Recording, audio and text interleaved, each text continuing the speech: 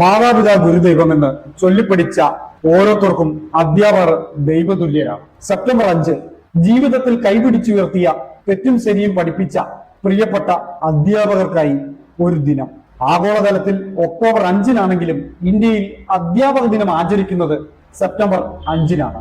ഇന്ത്യയുടെ ആദ്യ ഉപരാഷ്ട്രപതിയും രണ്ടാമത്തെ രാഷ്ട്രപതിയുമായ ഡോക്ടർ സർവേപ്പള്ളി രാധാകൃഷ്ണന്റെ ജന്മദിനമാണ് അധ്യാപക ദിനമായി ആചരിക്കുന്നത്. നമസ്കാരം. ഗുരുകുല വിദ്യാഭ്യാസത്തിന് ശേഷം വീട്ടിൽ മടങ്ങിയെത്തിയ മകനോട് ഒരു പിതാവ് ചോദിക്കുന്നു, മകനെ, നീ എന്തെല്ലാം പഠിച്ചു? ഞാൻ എല്ലാം പഠിച്ചു. വീണ്ടും പിതാവ് ചോദിക്കുന്നു, ഗുരു പഠിപ്പിക്കാത്തത് വല്ലതും പഠിച്ചോ? ഇല്ല. എങ്കിൽ എൻ്റെ മോനെ, നീ തിരികെ പോവുക.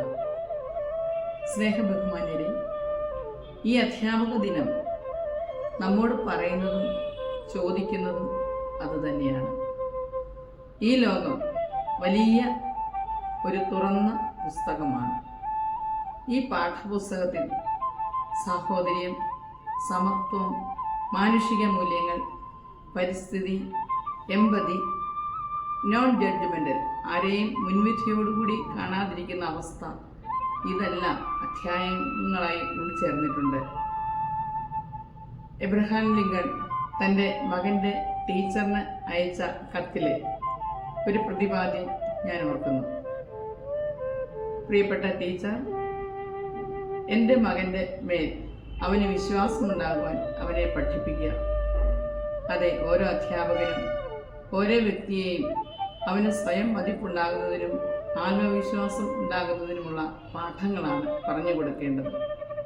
സ്വയം വിശ്വാസം ഉണ്ടാകുന്ന ഒരു കുട്ടി ലോകത്തെ വിശ്വസിക്കും. അവൻ മറ്റുള്ളവരെ സഹോദരന്മാരെ പോലെ കാണും. ലോകത്തിലെ എല്ലാ നല്ല പാഠങ്ങളും അവൻ പഠിച്ചിരിക്കും. സ്നേഹബഹുമാന്യരായ അധ്യാപകരെ, നല്ല കർമ്മങ്ങൾ ചെയ്യുന്ന നിങ്ങൾക്ക് ഈ സുദിനത്തിൻ്റെ എല്ലാ ആശംസകളും നേരുന്നു. നന്ദി, നമസ്കാരം.